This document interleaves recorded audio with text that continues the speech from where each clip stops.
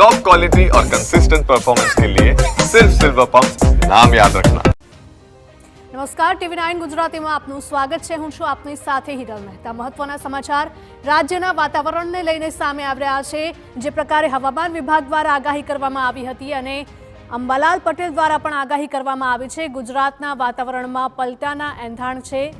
આજથી 30 માર્ચ દરમિયાન કમોસમી વરસાદની આગાહી આપવામાં આવી છે। ગુજરાતના વાતાવરણમાં પલટાના એંધાણ હવામાન નિષ્ણાંત અંબાલાલ પટેલ દ્વારા પણ આગાહી કરવામાં આવી છે।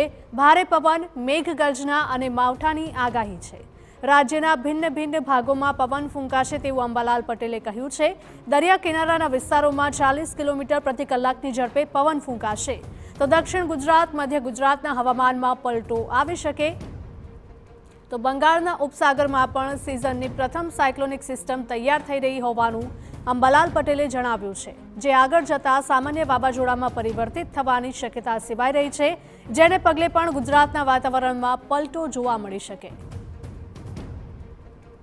મેઘગર્જના અને ભારે વિન્ડ ગસ્ટ સાથે સમુદ્ર કિનારે ભારે પવન ફૂંકાવાની શક્યતા રહે છે।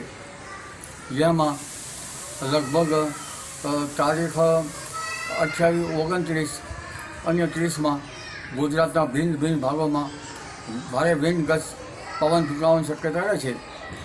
લગભગ સામાન્ય પવન 10 થી 15 કિલોમીટર અને વિન્ડ ગસ્ટ 35 કિલોમીટર અને દરિયા કિનારા ભાગોમાં 40 કિલોમીટર ઉપર ફૂંકાવાની શક્યતા રહે છે। બંગાળ ઉપસાગરમાં સિઝનનું પ્રથમ સાયક્લોન હળવા પ્રકારનું બનવાની શક્યતા રહે છે, જે વિશાખાપટ્ટનમ આસપાસ એ સર્ક્યુલેશનમાંથી ફોર્મ થઈ અને સામાન્ય વાવાઝોડું બનવાની શક્યતા રહે છે, જેના ભેજ અને અરબસાગરના ભેજના કારણે 10મી એપ્રિલ સુધીમાં રાજ્યના ભિન્ન ભાગોમાં હવામાનમાં ભારે પલટો આવશે।